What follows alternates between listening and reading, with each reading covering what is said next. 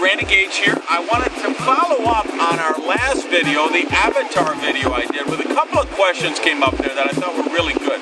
I'm actually in Corsica right now, which is a French colony or French territory. It's an island off the coast of Europe. Been on a Mediterranean cruise and been in Italy and Barcelona and Cannes, and now we're here in Corsica.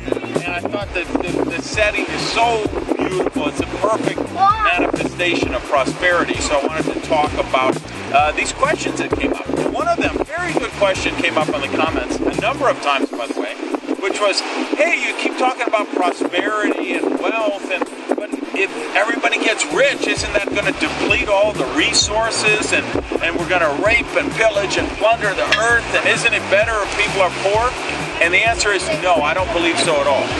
Unless you can convince all 6 billion people around the world that we should all go back and live in grass huts and eat by candlelight and not use any electricity and not wear any clothes and not do anything, that's not the answer. You know what the answer is? The answer is prosperity, because that's where innovation comes from. That's where cures to disease come from. That's how, think of the people, they're going around with signs, save the rainforest, save the rainforest. You know how many trees they had to chop down to make those signs? Why are we losing the rainforest? It's because the indigenous people are selling off the land to developers because they need the money to survive. And whereas I'm a member of a number of organizations, and you know what we do? We buy the rainforest, we deed them into a trust so they will stay there forever. And the only reason I'm able to do that? Because I'm rich. I couldn't do that when I was poor. So if you want to cure diseases, if you want to save the planet, if you want this stuff to really work, the way to move is not backwards, it's forward. It's everybody manifesting the prosperity that really is their birthright. Okay, and the other question I want to deal with people, we talked about Avatar in the last film. People say, well, is there any movies that are good for prosperity that talk about it in a positive way?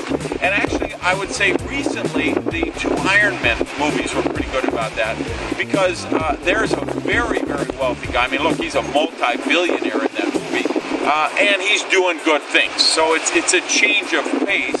Usually, of course, the superhero is the poor guy, and the bad guy is the rich guy. That was the difference here. If you saw Iron Man 2, the poor guy was the evil villain, the hero was the rich guy. So that was kind of positive. I liked Iron Man 1 much more so than number 2 was more positive. You saw his mansion and all those sports cars he had down, and yet he was a good guy. But at the same time, just notice some of the subliminal programming.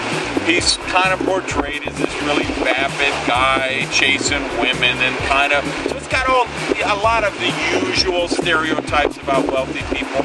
But all in all, I think it's a positive movie in terms of from a prosperity concept.